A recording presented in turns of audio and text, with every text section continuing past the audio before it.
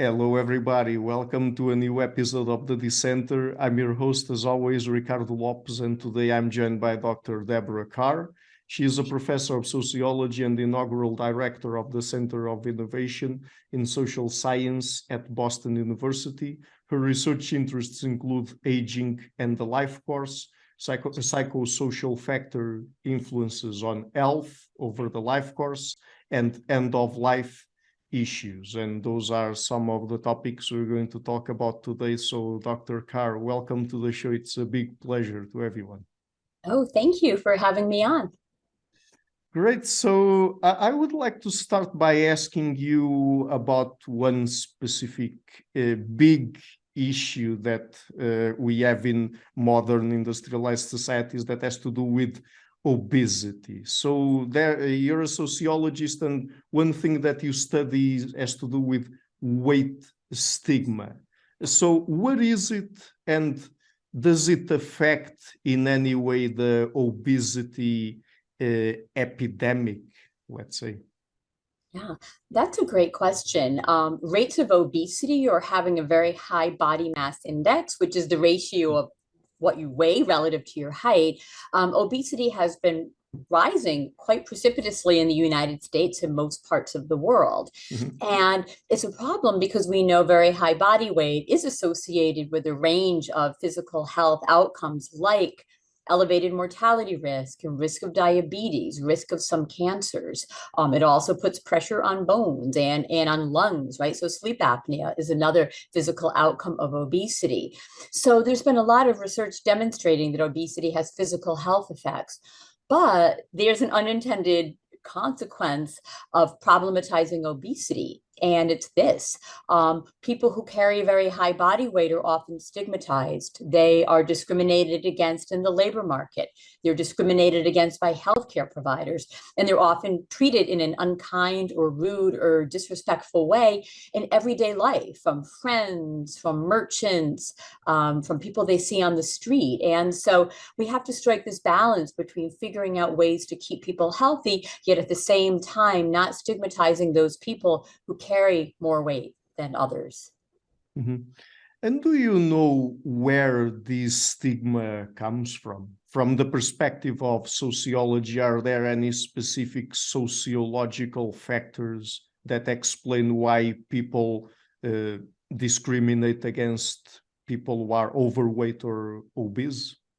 There are. And it's kind of ironic in that it's the average American who actually is overweight. There are more people who are overweight than those who look like supermodels, who are very, very slender. Yet at the same time, that cultural ideal of extreme slenderness persists in the United States, and I suspect Spain and other parts of the world as well. And I think one reason why, at least according to the sociological literature, is that we perceive that people have larger bodies have done something wrong to have a large body. So there might be the assumption that they don't have self-control, that they're eating too much, or the assumption that maybe they're not working hard at exercising, for instance. And those are some behavioral factors that we judge harshly that may contribute to their high body weight. But in fact, there are a range of reasons why people have a high body weight that have absolutely nothing to do with their behavior. Some key factors are genetics. Another really important fact is just socioeconomic inequality. It costs money to be thin. I can afford a gym and I can afford fancy foods, and I live in a neighborhood where it's easy to walk. But for people who have fewer socioeconomic resources, produce is expensive in the United States, whereas McDonald's is very cheap. Dangerous neighborhoods don't have safe places to walk. People who have stressful jobs might come home and stress eat, and often stress eat unhealthy foods. So I think those are some of the reasons why we tend to make an attribution for body weight that's very negative, when in fact there are many more important structural causes for high body weight. Mm-hmm. Yeah, and we might get back to socioeconomic factors when we discuss other aspects of people's lives, because socioeconomic factors certainly affect lots of things in people's lives, not just how they eat. But I guess that in many cases, also because people have to deal with so many issues when they are poor. For example, they might not even have time to cook at home, for example. Absolutely. That's a really important point. People who do shift work or working parents, parents who are single parents, it would be a luxury to be able to exercise or afford expensive vegetables or produce. And that's something that just doesn't work. So there are a lot of really important structural factors that are linked to body weight. But kind of getting back to your initial question as well, like, why is this happening? Cultural norms vary around the world. And in the United States and most wealthy Western nations, like parts of Europe, for whatever reason, the cultural ideal is extreme slenderness for women, even though that's starting to change a bit. And for men, it's kind of a lean masculine physique. But that's something that's not universal. There are some parts of the world where a more voluptuous body is considered attractive for women because it looks like or it's associated with reproduction. There are historical moments, right? If we look at paintings from past centuries of Rubens, whereby the women were quite curvaceous, right? And we look at them today, and some people might judge them as being heavy. But if you're living in a time of poverty or food scarcity, having a full body is a sign of actually wealth. It means that one can acquire those healthy foods that one needs to eat. And in past eras, scarcity and poverty was associated with obesity. And today it's, with slenderness. And today it's the complete reverse. Mm-hmm. Yeah, I mean, of course, it's obvious that at least some aspects of beauty standards change over time. I mean, as a man, for example, I'm very well aware that nowadays it's more of a muscular kind of body that is considered beautiful. But just a few decades ago, even lead singers were very, very thin. So, I mean, it is what it is. I mean, perhaps for some of these issues, different factors would explain why people prefer one body type to the other, but things change over time. Right. Yeah, absolutely. And the one that hasn't changed in the United States is height for men. Maybe this is the case in Europe as well, but men who are shorter than average face a pretty persistent stigma, both in terms of earnings and in the dating market. And it's a little off topic, but there are a lot of really interesting studies of things like online dating and men whose heights tend to be under 5'8" using the US metric, have far fewer kind of swipes and clicks than men who are taller. So there are a lot of different factors, and body weight is one. It's really important, but you're absolutely right. There are other dimensions of bodies that we judge more or less positively. Mm-hmm. So when it comes to dealing with obesity and overweight, I mean, from a sociological perspective, how do you think we should tackle this issue? Yeah, that's a really good question. I think an important one, but a hard one to address, is to underscore that there are physical health consequences because we do want people to maintain a healthy weight, but to shift our thinking a little bit. There's something that's called kind of the healthy at any weight movement. And in fact, there's a lot of data showing that there are people whose body mass index would classify them as overweight and low levels of obese, and they are in perfectly fine health in terms of all their other biological markers. So I think one issue we need to think about is that high body weight and poor health do not always coincide, and really take a whole body assessment, right, and trying to understand health and wellness, because we know that doctors and healthcare providers stigmatize as well. You often hear vignettes that a heavy person goes to the doctor with a sprained ankle, and the first person they're told is that you have to lose weight. And they're like, I'm not here for weight. I'm here because I have a foot problem. So I think we really need to train our healthcare providers to tackle kind of the question at hand. Another is to recognize that stigmatizing people on the basis of weight can actually make their physical health worse. And this is something I've published on with some of my co-authors. If we make people feel bad about their body weight, they'll stop going to the doctor. Who would go to a healthcare provider that's only going to tell them you got to drop the pounds, right? And so by making overweight and obese people feel bad about their weight and judging them, we might actually be contributing to further health problems because it means that their care might start to diminish. So I think it's striking that fine balance between articulating what the risks are associated with body weight, yet at the same time, just placing those risks in a larger context of all the other risk factors smoking, access to healthy food, driving without a seatbelt, and really just trying to take away that moral dimension. Mhm. So in a topic that is about a topic that is more or less associated with it, I would like to ask you about physical activity now, because sometimes it's interesting across the social sciences, sociology specifically in this case, sometimes there's a difference between what people do and what they perceive they do. So what is the relationship, for example, between the kinds of physical activity people engage in and perceived health? Yeah, that's a really good question. I think it's important that people engage in any form of fitness, Mhm. but finding fitness that matches one's physical capacities, right? People often perceive that they need to either run a marathon or do nothing at all. And I think a recognition that there's a continuum. We find the exercise that is well linked to what our body's capacities are based on our age, based on our record of injury, but also at the same time being very realistic about what it is that we do. And I think it's important to emphasize that exercise and fitness matters for much more than body weight. I mean, body weight is one, but as an aging researcher, we know that there are high and rising rates of dementia, for instance, and exercise is something that actually can help our brains because it helps our heart, right? And so it helps with cardiovascular health, which also can lead to diminished risk of kind of cognitive functioning problems. So I think when we think about exercise, we have to recognize it has a whole bunch of different benefits and that we don't need to think about fitness as an all or nothing proposition, right? We can build our way up and really just keeping expectations in line with one's physical realities and capacities.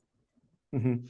Yeah, I mean, I was about to save this question for later on in the interview, but I think that just from what we talked up to now, I can ask it at this point. So I think that from what we're talking, we can conclude that certainly sociologists can also help medicine and healthcare, right? In many ways, because sometimes there's this idea associated or attached to social science in general that it's, I mean, soft science and stuff like that, and it's just about abstract theories about how people behave, but in fact it can have real life practical applications, including in medicine. Correct. Very much so. That, we have to recognize that people are not always completely rational actors. It's not, if we were rational actors, we would all eat 3 square meals a day and we would sleep 8 hours a night and we would get our, cardiovascular exercise, right? Our cardio and our stretching all done. And we don't all do that. And partly there's some kind of psychosocial factors having to do with motivation, having to do with fear, having to do with anxiety. But then there are also these structural factors. And that's something that healthcare providers need to recognize, that if someone doesn't have access to a gym, telling them to lift weights probably isn't going to happen, right? And so tailoring the medical recommendations to where someone is, both structurally, economically, in terms of motivation, and in terms of what their day looks like, time use even. All of these social factors really need to be taken into consideration when any kind of healthcare provider is making a recommendation to their patient. Mm-hmm. So I would like now to get into a topic that has to do with how romantic relationships and marriages might influence how people plan specific aspects of their lives in the long term. But just before that, just to introduce the topic, is it the case that people being in romantic relationships or married, more specifically, or not, does that fact alone influence how they plan their lives in the long term? Like, for example, when it comes to estate planning, retirement, savings, and stuff like that. Very much so. And as we get older, there are certain kinds of plans and preparations that we should do. One is estate planning. That's things like having a will. So if you die, you have told the state who you want your home to go to, who you want your savings to go to. Likewise, we should do healthcare planning. And I suspect there's similar patterns throughout the world, but at some point, many of us will have cognitive impairment and we will not be able to tell healthcare providers, do we want a feeding tube? Do we want a ventilator? And we have to articulate these plans either in writing or we entrust them to a family member. And for those who are married, for the most part, they have a ready-made helper, right? They have their spouse. And in fact, those people who are currently married, and specifically older adults, are the ones who are most likely to make all of these plans and preparations. And part of the reason why is that it's a little frightening, right? It's frightening to think about when I die, this is going to happen. And it's just easier to talk about these issues when you have a spouse by your side. And also with your spouse, you kind of plan very strategically. You might think about who will likely die first. It's usually the man, historically. And so the couples can make those plans. But for people who aren't married, those people who don't have a ready-made helper, who need to make these plans the most, they're the ones who do it least. And that's something really important. Never married people, divorced people are less likely to make any of these preparations, in part because it's frightening, in part because they don't have a partner nudging them along. But that means when they die, oftentimes, or when they're dying, they're less equipped to deal with some of these difficult decisions and processes that have to be addressed. Mm-hmm. So singlehood, in fact, can impact or influence the kind of long-term planning people do in their lives. Right. Definitely. And there are different ways to be single. We use that as kind of a catch-all. One way to not have a spouse is to lose them to death. And so widowed people are often among the best prepared for end of life. The main reason is they've had a spouse, they've made these plans, but then oftentimes when a spouse dies, it's a wake-up call and you realize, I really need to get everything in order. If your spouse dies without a living will, that makes you all the more wanting to do so. So people who lose a spouse due to death are very likely to make these plans. Those who are unmarried due to divorce or to never having been married are the ones who have quite low rates of doing these things, even though they may need it the most. Mm-hmm. And do you think that modern countries, modern societies have, when it comes to social security, for example, are well prepared to deal with what seems to be increasing rates of divorce and people just deciding to not have a partner, men or women, whatever? Yeah, I think what older people in particular are doing, they're reinventing how it is that we partner, right? We used to think of divorce as something that happened when people were pretty young. Now, at least in the United States, and I suspect some parts of Western Europe, the most rapidly growing group of divorced people are what we call the gray divorce, meaning those people who get divorced in their 50s and 60s. And part of the reason for that is that middle-aged people know they're probably going to live a long time, right? Older adults are living into their 70s and 80s. And sometimes someone wakes up at 55 years old and says, do I really want to be married to this guy or this person for the rest of my life? And so they end their marriages. But it doesn't mean they're single. It means that they're dating. It means that they're cohabiting in very large numbers. It means that they're doing something that's huge in Europe called living apart together, which is basically going steady with one romantic partner, but you each maintain your own home. There are economic reasons for that. You want to protect the value of your home so your kids can get it rather than this new partner. So older adults are definitely partnering today. They're just doing it in new ways. And they are kind of turning away from traditional marriage or remarriage and turning more to cohabitation or to kind of going steady, because it just makes it a lot easier legally, especially with things like inheritance. Mm-hmm. Yeah, I'm asking you that. I mean, some people, particularly the more conservatively minded, would probably condemn singlehood and people who just don't want to get married. I'm not doing anything like that here, but I was just trying to understand if, of course, societies change and the politics and the social security and all of that has to change accordingly to serve people's needs. And I was just trying to understand if by having these social shifts, those systems and institutions would also have to possibly adapt, because there would be eventually more people alone in older age in decades to come, for example. Yeah, absolutely. And sorry, I probably didn't answer that part of the question, but you're absolutely right. Most parts of the world have public pensions, right? So in the United States, the public pension we have is Social Security. And Social Security is kind of say a monthly check that everybody gets when they're retirement age. It's historically been 65, now it's moving up to 67. But there are rules that are key to things like marital status. And that's one of my newer research projects. So for instance, if someone loses a spouse due to death, and they choose to take their spouse's Social Security benefit, they get kind of 100% of what their late spouse would have gotten.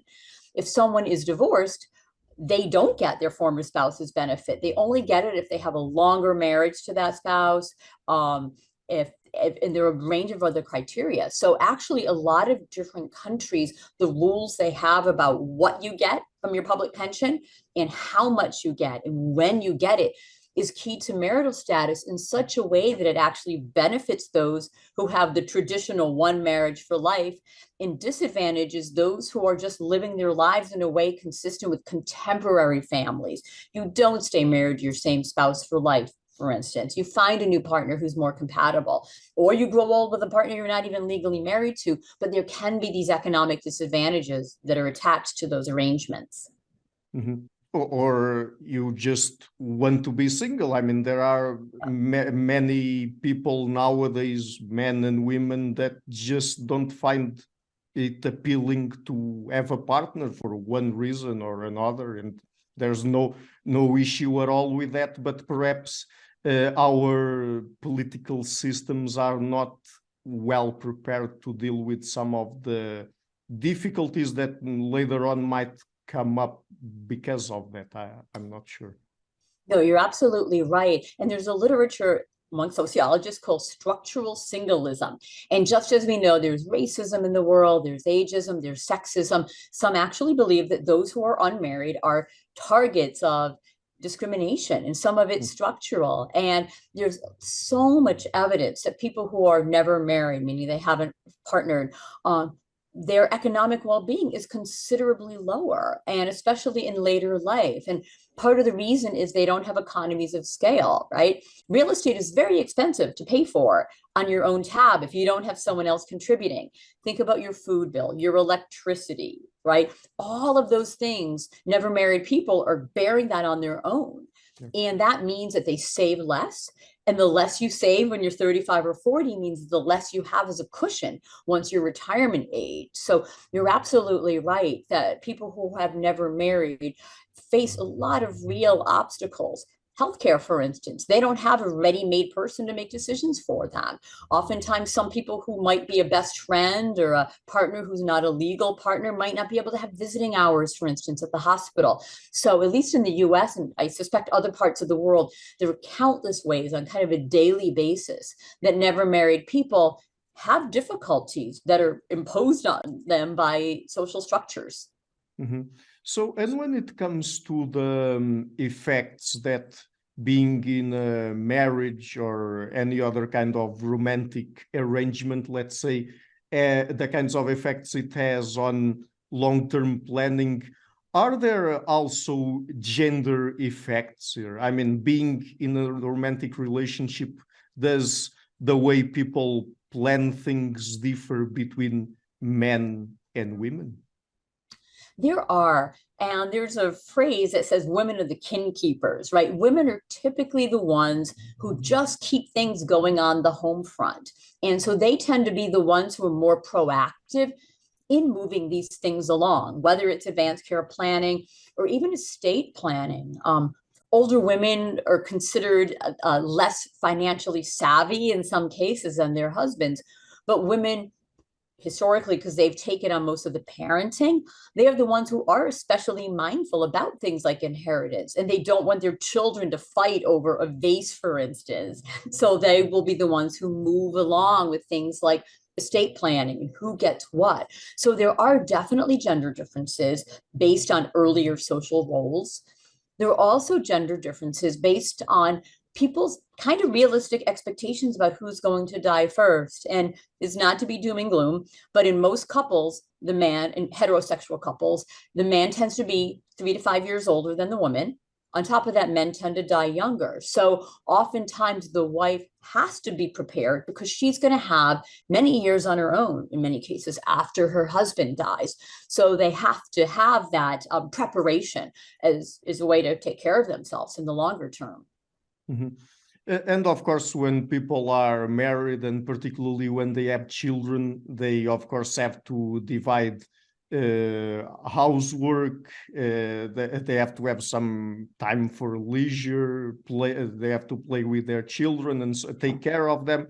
So, what are some of the main challenges that come up here? Of course, I've mentioned these examples, but for married people with children in modern industrialized societies, what are some of the main challenges they face when it comes to time management? Time management. That is a good question. There are only 24 hours in a day, and people are expected to do more and more and more.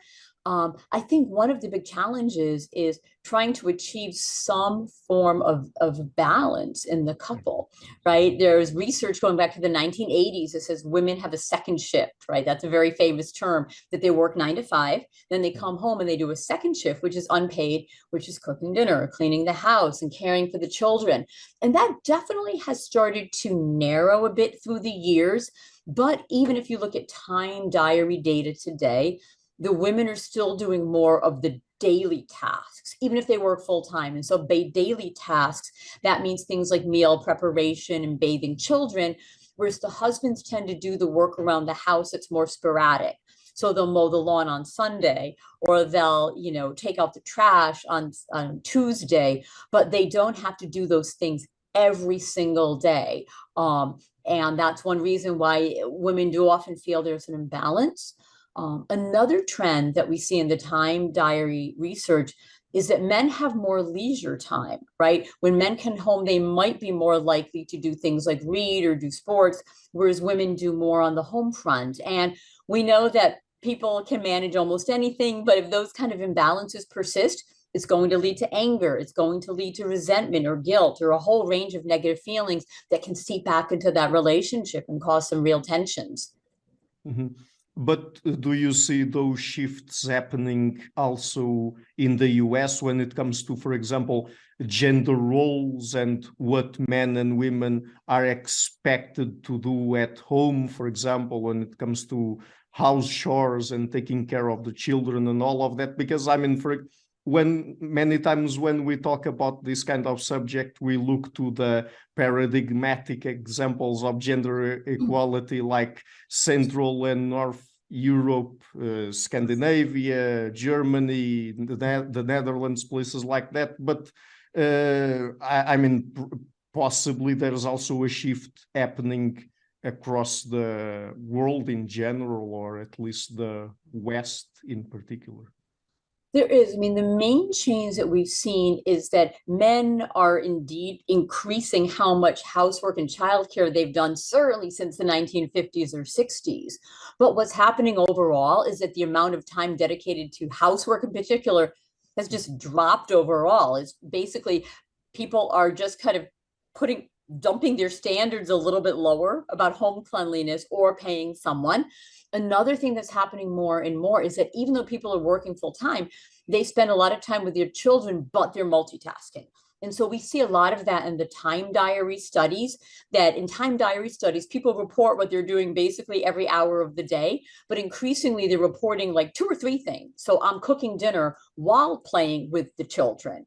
And there's a debate, is that appropriate for the kids, that you kind of have a little bit of mom or dad's attention? They'll kind of talk to you while they're cooking supper. And so there is some evidence suggesting that people are being more efficient in their time use, but there might be kind of harmful consequences. Another factor kind of from the global scheme is that we still know that in Europe, you all give a lot more federal and social support to working parents. In the United States, we don't have much, if anything, in the way of parental leave. So even if someone's a new parent, they have to manage these things. It's a very rare man who's a parent who takes any kind of parental leave. So because we don't have that governmental support as people do in Northern and Western Europe, couples really just have to figure it out on their own. And they often feel they're failing on all fronts, which can really bear on the relationship dynamics. Mhm. And because, of course, you focus your research on the US, I would like to ask you this question because many times I hear people who are more left-leaning and from Europe, because it's easy to compare the European countries to the US when it comes to certain social benefits, for example, that in Europe we take for granted, but in the US probably not so much. So when it comes specifically to work-life balance, because that's something that people nowadays talk a lot about and worry a lot about, do you think that with the social benefits people get in the US, like, I don't know, paid vacation, and I mean other sorts of benefits that they get through work, that that they're being able to have some sort of work-life balance, or is that something that people in politics particularly should be working more on to achieve in the US? Yeah, in the US, we definitely need more policies to facilitate work-life balance. Fortunate workers receive benefits. People who are full-time workers will receive health insurance, for instance, but those who work part-time, they might not get that. They might not get vacation or paid vacation. If you're working full-time, often you'll have 2 weeks of paid vacation a year, which we know is far less, right? That other parts of Europe are often in awe how some people in Europe will take off like a summer. Here it's like, kind of like 2 weeks. And the longer you're with your company, you can kind of bump that up. But the other big one is parental leave or family leave. We have something called the Family and Medical Leave Act. Not all people are eligible. You have to work for a quite large company with a certain number of employees. The leave that you get is unpaid. The only thing you get is you can take a couple weeks off with no pay to care for your child or your aging parent, and you won't be fired. And so it doesn't have a very high rate of uptake. At the state level, there are about 9 states that give a little bit more flexibility in terms of elder care and child care, but people do feel unsupported. And what happens is that people are just burnt out when they quit their jobs. I mean, we saw this during COVID, people trying to work at home and raise their kids and educate their kids just led to a lot of distress and anxiety. And for women in particular, just exiting the labor market because it was just not tenable to do all of that simultaneously. I mean, there's even something that people now are calling, I think it is silent quitting, the people that are just fed up with how the job market works and they just quit. So yeah, we've seen a lot of that. It's sometimes it's in very specific jobs. I mean, it's been among women because, again, that whole notion of trying to do their job on Zoom with 2 kids behind them being homeschooled, it was very difficult. But school teachers, healthcare providers, even like restaurant workers, those people who just got really exhausted during the pandemic really did kind of quit in larger amounts. The other, some older workers who just felt a little cautious, right, about their health also left. So we are in a bit of a crisis with a labor shortage in many sectors of the US economy right now. Mm-hmm. And by the way, since you mentioned the COVID-19 pandemic, during it, of course, it's still ongoing, but during the early phases of it, let's say where we had the lockdowns and all kinds of restrictions like that, was there a relationship between being an adult with physical disability and being vulnerable to perceived economic insecurity and food insecurity, for example?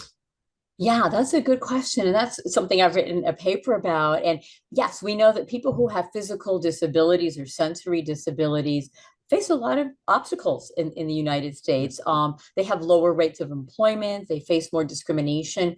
So there was kind of an interesting, not wholly good or not wholly bad, but a pretty complex situation for persons with disability in the US. On one hand, they did not, on average, see their income plummet in large levels, in part because many were not working. They had lower rates of working at the outset. So essentially there was nowhere lower to go. But what we found in our work is that their food insecurity actually increased, meaning not having 3 square meals a day, not having enough food. And some of the main reasons for that was partly financial, but it was because food prices went up during the times of scarcity. But the other was access, right? If someone had access issues, they couldn't get to the store, or if they relied on a public ride service, those rides evaporated. Home meal delivery services, we have something called Meals on Wheels, where volunteers, bring meals to your house if you're homebound. That stopped because of possible infection, right? A lot of those programs shut down. So people with physical disabilities did have a lot more food insecurity, and a little bit was driven by money, right, and food prices, but the other was access. They couldn't get to the store. The people bringing food to their homes stopped. And so it really was a considerable problem. Mhm. Do you in the US have good enough social security measures to help people with disability? We do have Social Security, SSI. We have benefits for people who file disability, and Yeah. they do help in many ways in terms of financially. Obviously, the benefits that people receive aren't enough to cover all the expenses one has, right? It's Yeah. fairly modest. Yeah. And oftentimes it doesn't necessarily come with these supports and services that help you to get to the place you need to, or to hire those helpers that you need to bring the food and the goods and services into your home. So there definitely is kind of a floor, like a minimum amount of financial support. But some scholars believe it's not enough to counteract all these other obstacles that face people who have some forms of physical impairment. Mhm. So are people with disability statistically poorer than people without any disability? Yeah, absolutely. They have higher rates of poverty, higher rates of unemployment.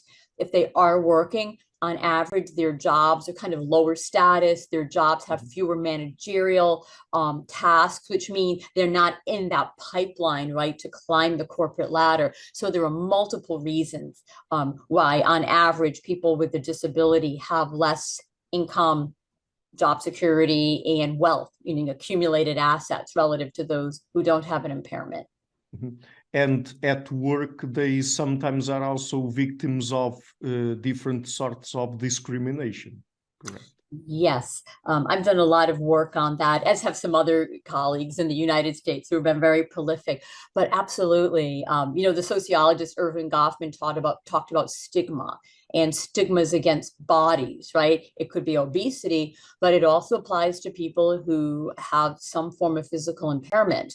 And so what we found is that people who have a physical disability, it doesn't matter if it's visible or invisible, they report oftentimes more demeaning relationships with coworkers. They report less opportunity to get ahead in the workplace.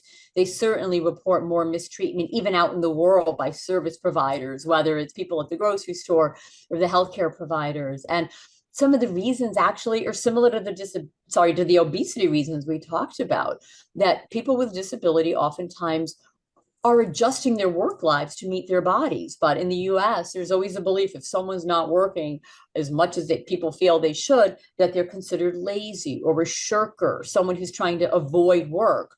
And so those are some of the reasons why people with disabilities are judged unfairly and harshly by some communities. Mhm. And one specific aspect where they get affected by just being disabled is their interpersonal relationships at work, correct? Absolutely. That's something that we found in our research based on kind of national surveys of thousands of Americans. And there are reports of, again, being treated less well by coworkers, for instance, and not having opportunities to get ahead. But the interesting thing we found is that those patterns don't happen for all workers. It Mm. happens for particular workers. And interestingly, or maybe not interestingly, it tends to be white collar workers or professional workers, higher status workers who report the most discriminatory or unkind treatment. And our explanation for that is goes back to classic Goffman writings, right? Irving Goffman on this group of people called wise people. That if we're used to interacting with people, we learn how to interact with them. And we know because health is so stratified in the United States, people who are blue collar workers or people with lower income are more likely to be acquainted with people who have an impairment. Those who live very privileged lives tend to have less contact. And so consequently, they don't develop the empathy of the understanding. And that might be one of the reasons why they're less kind and welcoming and accepting to their coworkers who are upper middle class. Whereas the blue collar workers, they're comfortable, they have greater levels of comfort and knowledge of disability, and they make the relationship work. Mm-hmm. And because you study aging a lot, I would imagine that people who have disabilities of any kind usually have more problems as they age, not just related to their physical issue or anything like that, but also when it comes probably to their retirement, savings, and all of that kind of thing, correct? Yeah, definitely. And we know that people who grew old with disabilities do have less money, they have less savings, and they have more demands on them, right? If you need to adapt your home to your body, right, that costs a lot of money. And so economically, there are real obstacles. But there is some evidence that they accept their bodies and they adapt more, right? There are a handful of studies increasingly that look at how people who've had a disability since they were 30 or 40 manage aging. And some of them actually manage really well because they've been strategic their whole life and they know how to arrange their environment and to get the support that they need. So in some ways, they're actually more kind of intellectually prepared, strategically prepared. They learn how to navigate their environment. They learn how to enlist those supporters that they need. Whereas for other people, it's a bit of an identity shift, right? If you've been able to run and jump and do everything for most of your life, and then things start to change when you're 60 or 70, it does require an adjustment period, right? In a way that those who have learned to manage and to strategize, those who have had a disability for a longer time are better prepared. Mm-hmm. Yeah, just before I move on to the next topic, I'm going to make sort of a comment, and if you disagree, please let me know. But I think that many people are really not aware of how hard it can be to, for example, getting out of poverty, particularly if you have added issues like being disabled. But even if you're not disabled, I mean, just being poor, it's really, really hard to get out of that state without help, particularly state help or social help of any kind. But I mean, many people, particularly the ones who have never been poor, and to some extent, it's understandable because they've never been there, but it's really, really hard to get out of poverty, right? Absolutely, very hard. And these notions of just pull yourself up by the bootstraps, go get a job if you work hard enough, absolutely not so. That people in poorer health live in less safe environments, for instance. Sometimes they lack transportation. Sometimes they don't own a car. And so in many cases, they can't even get to work, or the kind of jobs they're qualified for only will hire you part-time, which means not as much money, not as many benefits. Often means you have to move every time your rent goes up. You can't stay in your home. So there are real structural factors that make it very difficult. But also, I say this often, it's expensive to be poor. In the United States, the little grocery stores in low-income neighborhoods charge much more for food. The gas stations charge more for gas. The rent is expensive. And so if you live in poor neighborhoods, ironically, the prices of the things you need to get through the day are more expensive. You can't buy in bulk, for instance. The stores worry about theft, so they jack up the prices to counterbalance your fear of theft. And then also, if you are a lower income person, it's almost a full-time job getting the food and services you need, figuring out where is the soup kitchen, the food pantry, how are you going to get there? Calling Social Security, getting your check requires being on the phone, getting services for your child. So just getting through the day takes a lot more time and a lot more money and a lot more travel for people with less income, ironically. So there are multiple obstacles that are just intensifying. And to put it in a larger perspective, in the United States and most parts of the world, we've had rising levels of income inequality going back to the 1980s. And this is a major trend. And what that means is that the people with the most money at the top are buying up the homes, driving up the prices of homes, cars, food, private schools. And so what they're doing is they're buying what they want, driving up the demand, and the people sitting at the bottom can't afford it. They're being priced out, especially with real estate in the United States. So it's almost a perfect storm whereby those who have the least are forced to pay the most, and increasingly so over this past historical period of about 40 years. Mm-hmm. Yeah, and it seems to me that many times it is sort of a snowballing effect, because if you get low enough in terms of your socioeconomic status, then your problems keep piling up and piling up and piling up. And at a certain point, I mean, if you just don't get any help, you can't get out of it at all. I mean, it's just nothing that there's nothing out there that you can do alone to solve all of those issues. Absolutely. It's kind of the ball kind of collecting more and more snow or moss, or that widening of inequality between those at the top or bottom.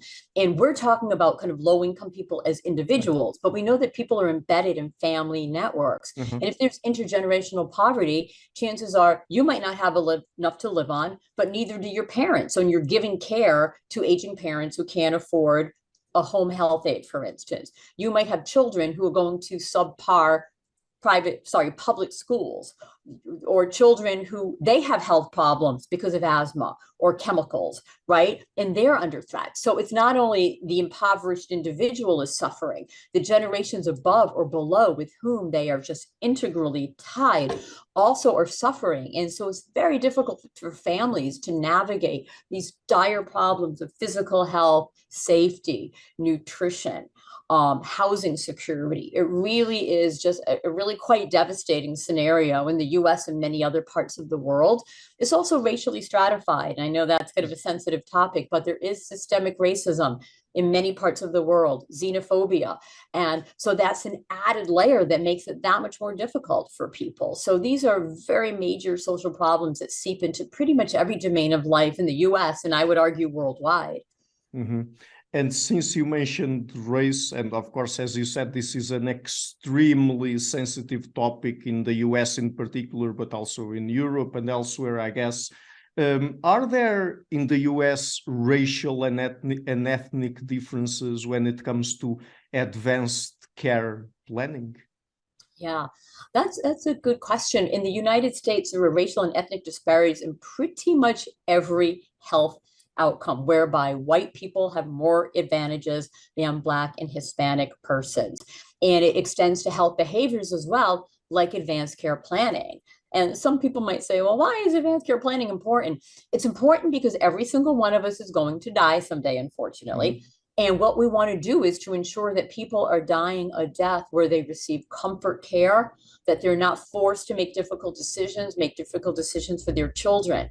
And we do know in the United States that preparation of articulating what you want and having it carried out much higher by a factor of almost 2 to 1, whites versus Blacks and Hispanics. And there are a lot of reasons. The easy answer that's not true is people like, well, maybe it's health literacy. You know, Blacks and Hispanics don't know as much about healthcare. Now, that actually isn't one of the explanations. It comes back actually to income and wealth. People who in the United States who own homes, who are fortunate enough to own homes and to have money in the bank, they tend to write a will so they can give those resources to their family. And when they see their lawyer to write a will having to do with their property, that's when they do their healthcare planning as well. So if you have communities of people with no wealth, with no home ownership, who feel they don't need a will, they're not going to have that lawyer who helps them get their health care plans. So it really puts the onus on healthcare providers and kind of community workers like social workers to talk to all people who are ill or older adults and asking them, what kind of treatment do you want? Do you want a ventilator? Do you want hospice? What do your kids want for you? And really working with them to help ensure that they can die on their own terms. Mhm. Yeah, we're talking about healthcare here, but unfortunately, I think it's true that in most domains of people's lives, it's really hard to find even one single domain where, for example, race, ethnicity, sexual orientation, and other kind of minority identities doesn't make any difference at all in people's lives, and people are not discriminated against, or if not discriminated, at least they have some sort of social, political, economic disadvantage, right? Absolutely. And one finding that's kind of I find most disheartening, sometimes people feel, well, maybe it's social class, right? It's not race, it's class. That's something you hear a lot in the United States. But when you do these studies of health, looking at Black-white differences, even if you look, for instance, just at college graduates, for instance, we still see gaps. And so there's something called a kind of, it's a diminishing returns argument that for each additional year of schooling, of education, which should be this health protective resource, whites still gain more health benefits and more economic benefits for every year of schooling relative to a Black American. And that says, again, working hard, going to college, it'll help, but is it going to fight that racism? No, it still means there's elevated risk of these health problems, bringing it back to that systemic racism that often goes back generations in the United States. And that's kind of embedded in some of our social policies and practices. And talking still about healthcare planning, how do perceptions of one's own and spousal survival affect that kind of planning? Yeah, that's a good question, right? Oftentimes we think people might not do advanced care planning if they think they're going to live forever, right? I'm not going to die. Why do I need to do all of this? And what we find is that people's perceptions do affect how they plan. And there is kind of a racial or ethnic difference here. On average, Black Americans kind of overestimate the longevity. And part of the reason why is rates of premature death are so high in Black communities in the United States due to things like homicide and violence and a lot of awful causes that people might think, well, I'm going to outlive the odds because I've made it to 60. But that could be a factor also that contributes to advanced care planning.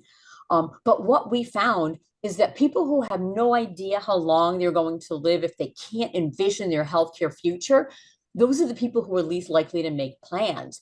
And so we think there might be some kind of death denialism going on there. Those people who don't want to think about how long they're going to live, who don't even want to touch that topic, those are many cases of the same people who do not make these plans and preparations, which ironically will only go back and hurt them. Those who don't want to think about death may actually have the worst deaths because they're not taking that step to make plans to increase their comfort at the end of life. Is end-of-life decisions, like, for example, in the extreme case, euthanasia, something that you also do work on? I've written about it a bit, and in the United States, euthanasia is not legal, right? And but what is increasing in some states is something called medical aid in dying, and this is the case whereby if someone has a terminal illness, multiple providers have confirmed that they likely have only a couple months to live, and they don't have depression, they can request from their healthcare provider medications that will basically essentially end their life. People cannot get these medications easily. People don't do this capriciously. There's a lot of oversight. And this helps people, again, with no hope of survival, who are living with discomfort, to die on their own terms. So it's something that's legal in a very small handful of states. But the interesting thing is, of those handful of people who request the medications, most don't actually take them. But it is something that gives people control should they choose to take those steps forward, but very controversial, right? And there's been a move to take the word suicide out of it. It's not physician-assisted suicide anymore. It's now medical aid in dying, to underscore that it's helping people who were going to die anyhow, just to compress that period of pain and suffering. Mm-hmm. Yeah, I mean, it really frustrates me a bit when it comes to euthanasia. Of course, I know this is also a matter of values, moral values, religious values, and all of that, and I understand it. But sometimes people just may just tell straight out lies, or put out their information that is incorrect. Like, for example, there are people that are against euthanasia that say that if it becomes legal anywhere, then people will the state will just get rid of people that are being kept alive in some way. But I mean, euthanasia is about individuals themselves making the decision to end their lives earlier with help, if they think it's no longer worth to being worth it being alive. And I mean, if you look at data from Belgium, for example, where euthanasia is very much legal even for some mental health conditions, I mean, it's a tiny minority of people, even the ones who suffer the most, who opt for or choose euthanasia. So yeah, I could not agree more. I think there are these arguments out there that often are driven by religion or other forms. It's like, oh, it's a slippery slope. If we allow people to do this, we're going to be killing old people. And, it's ridiculous, because at least if you look at the legislation in the United States, to even be able to request the medication is a very lengthy and stringent list of criteria. We need to make sure it's not that you're feeling depressed today and you ask for it. You need to have several healthcare providers attest that you're not making this an emotional moment. They attest that the illness is in fact terminal. And there's an added layer that you can make the request, but then you have to sit and wait to make sure you're sure, and then wait a couple of weeks and then issue it again. And even then, kind of exactly as you said, of those who ultimately do request and get the medications to hasten their dying, it's a tiny fraction who take it, and they are all terminal ill of very distressing causes. So this notion that it's going to lead to anything like a mass suicide is just misguided and wrong. It's an option for people who are in profound physical pain, who don't want to suffer, who do not want to lose all of their physical capacities, their communication capacity, and they're doing it in a very measured way. So I think whatever you can do to kind of squash these misperceptions that people, spread is a very important service. Yeah, I'm going to change topics, but I also wanted to touch on that a little bit, because here in Portugal, people are discussing euthanasia politically. They are discussing if it should become legal or not. And I mean, it's a very frustrating discussion, but because of the reasons I've just said and you said as well. But anyway, let's see. I hope that when this interview is out, things will be a bit better, but I'm not, my hopes are not very high. Anyway, that comment aside, moving on to another topic. So earlier we touched a little bit on widowhood. So, and I would like to ask you a couple of questions about how people deal with it. So what have you studied about resilience to loss and chronic grief after people lose their spouse in this case? Yeah, I've written a lot on grief, and specifically the death of a spouse. And I mean, one of the main things I try to underscore from my research is just squashing myths. So I think we need to abandon the myth that there are stages of grief, right? Not everybody goes through the Kubler-Ross stages of grief in that order. There are multiple ways to grieve. And it's important to underscore that some people are not grief-stricken at all. It could be that they had a really problematic marriage and they're not that sad that it ended. In many cases, kind of similar to what we were just talking about, many older adults die after a very long and unpleasant illness, cognitive impairment. So some spouses actually feel relieved that their loved one is out of pain. And so for these people, they're not feeling terribly depressed. They were depressed watching their spouse suffer. So there were multiple pathways. But likewise, given that a good number will feel sad, lonely, anxious about being on their own, will indeed feel symptoms for at least for several months. There are different strategies that people use more or less effectively. One strategy that does not work is denial, saying it didn't happen or trying to force themselves to be happy. That doesn't work. Some of the main things that work are reaching out for social support. Again, that's not that surprising, but talking to family members, getting help. Another coping strategy that used to be considered unhealthy, but now is what's called continuing bonds, right? In the old days, it was considered that if your spouse or loved one died and you talked about them too much, or you held on to their clothing and kept them in the closet, it was viewed as like unhealthy because you weren't moving on. And today, the belief is that you can incorporate those memories into your everyday life. You might say, what would my late spouse do in a problem like this? You might look at their pictures or tell their stories, and keeping those memories present in a way that's uplifting, but does not stop you from doing other things like forming new relationships can be very healthy. So kind of acknowledging the loss, talking about it rather than trying to just block it out, are considered in general some of the most effective ways to maintain emotional well-being after the inevitable sadness of the loss. Mhm. In what ways can widowhood affect people's social lives? I mean, can it sometimes affect, for example, their social participation? Yeah, social life is definitely affected by widowhood, especially in the early stages. Even if we know it's good for people to kind of get back out there and to either go back to work or to volunteer, for some, that's a hard thing to do. For some who are very dependent on their late spouse, doing anything on their own is a challenge, right? Volunteering, going to the movies, even going out with friends can be viewed as very stressful. Kind of sadly, sometimes the social interactions of widowed people diminish not due to their own choice, but because other people are not inviting them out. And that sounds a little counterintuitive, but we know most people deny death. They're not good at talking about death. They don't know what to say or what to do. And to avoid that awkwardness of inviting a widow to dinner, they just don't invite her or him because they don't want to have those scary conversations. And so sometimes people just leave them on their own, which is not the right thing to do. So my advice is always, if there's someone who lost a family member, just reach out, see how they're doing, feel the waters and see if they want to come out and socialize. And if they don't, they will say so. But not inviting people and neglecting them out of discomfort is probably one of the worst things we can do. Right. So there's one last topic I would like to explore with you today.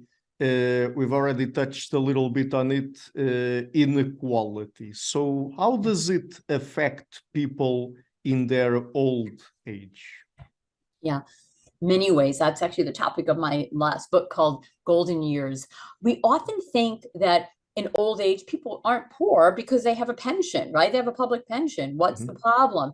Yeah. But in the United States and most parts of the world, the public pension, Social Security in the US, is only one leg of what we call the three-legged stool of retirement income.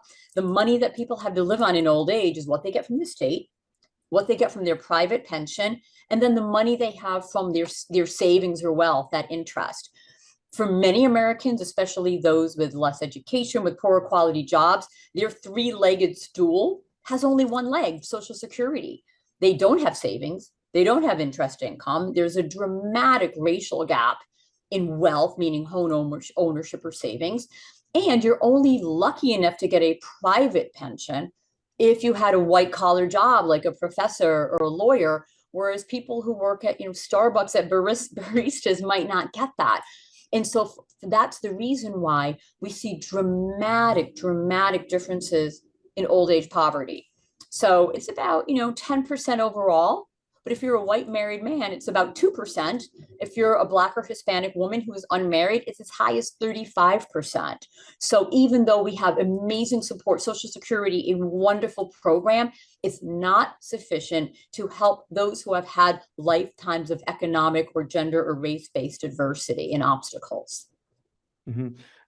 But there are people that argue that inequality is not really so much of an issue. It's much more, it's much more an issue of absolute poverty, for example. And if people at the bottom of the pyramid, let's say, have enough, then inequality is not a problem at all. But is that really the case? Isn't inequality just by itself a problem? Yeah, I think inequality by itself is an ethical problem, right? How much does one person need at the top? But Yeah. even those who make those kind of arguments, there is the absolute fact that for some older adults, especially women of color, especially women who live on their own, their absolute levels of poverty are 20, 25, 30%. And that's really important because we think older adults don't have expenditures. They do.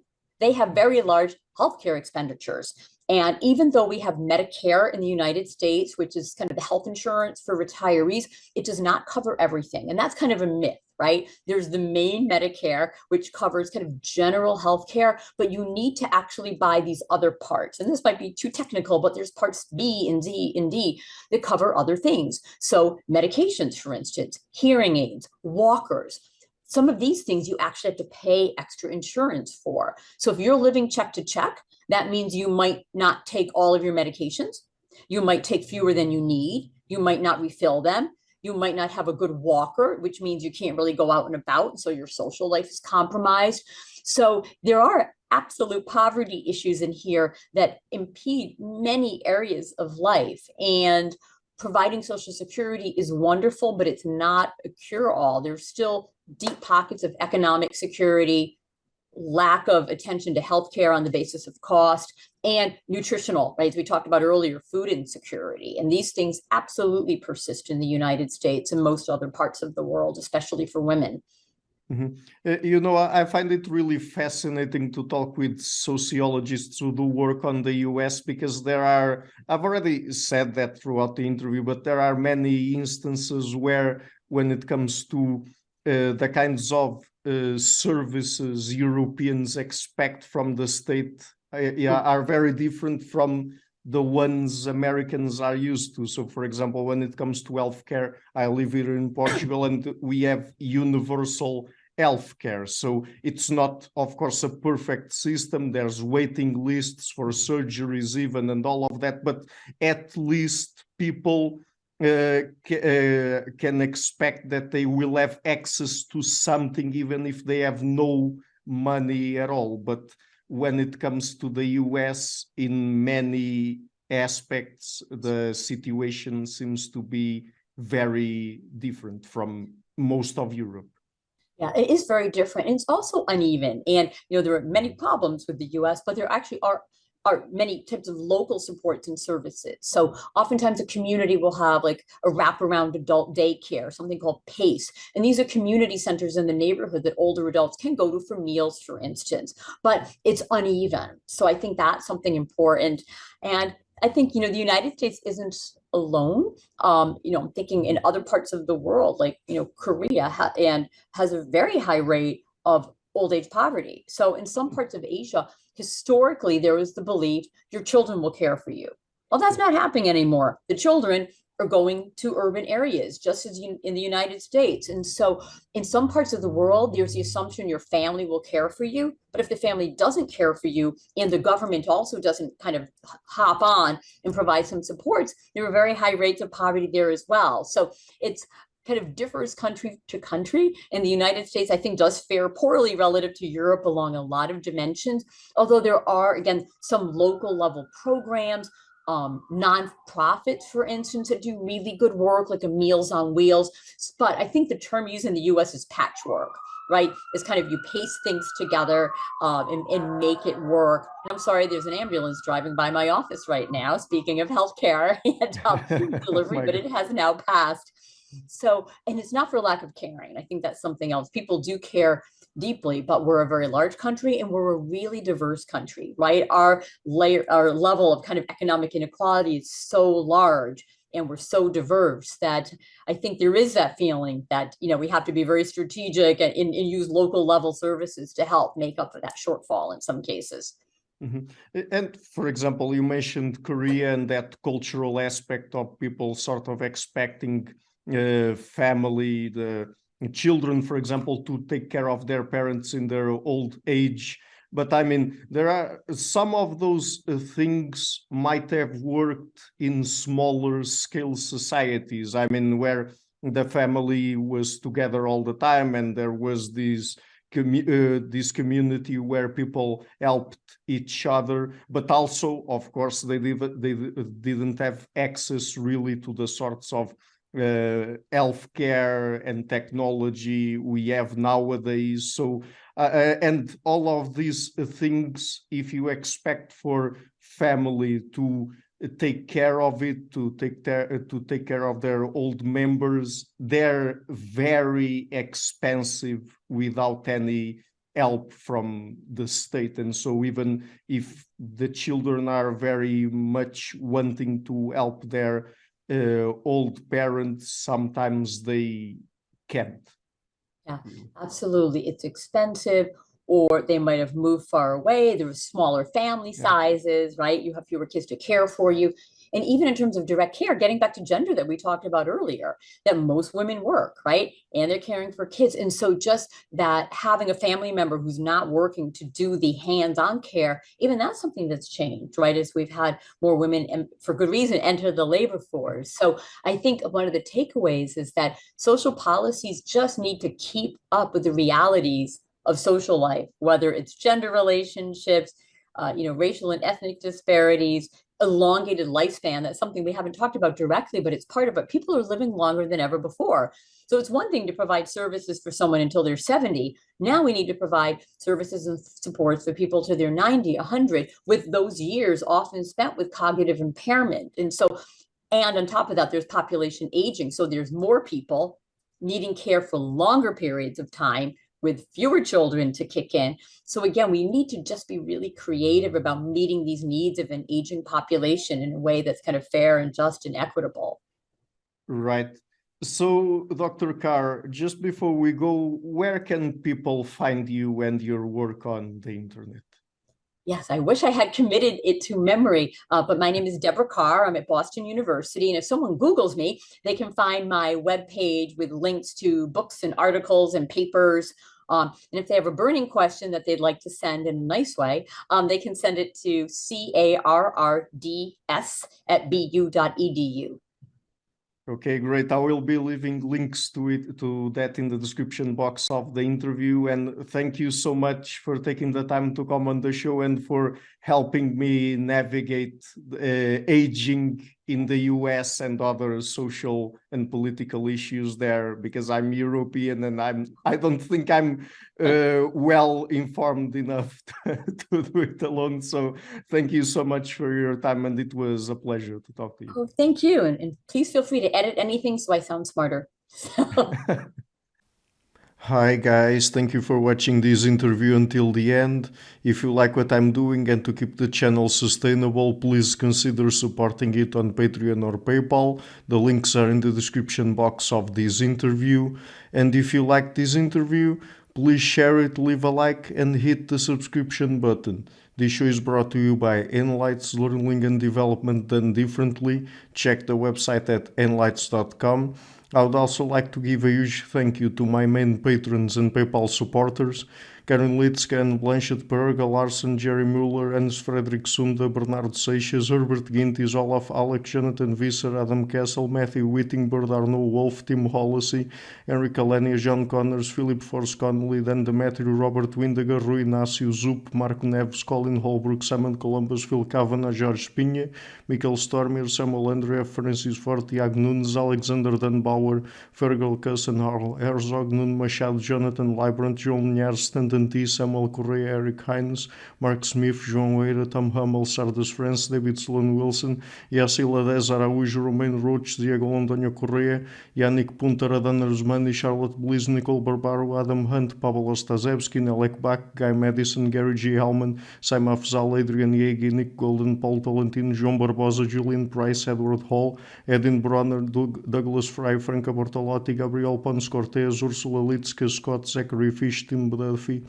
Sonny Smith, John Wiseman, Morton Eichland, Dr. Bird, Daniel Friedman, William Buckner, Mau Maria, Paul George Arnaud, Luke Lowacki, Georgios Theophanes, Chris Williamson, Peter Wolozin, David Williams, Ruth Towell, Diogo Costa, Anton Erickson, Charles Murray, Alex Shaw, Amaury Martinez, Coralie Chevalier, Pedro Bonilla, Ziegler, João Barbosa, Bangalore Atheists, Larry D. Lee Jr., Old Herringman, Sterry, Michael Bailey, Dan Sperber, Robert Grassis, Tom Roth, DRPMD, and Igor N.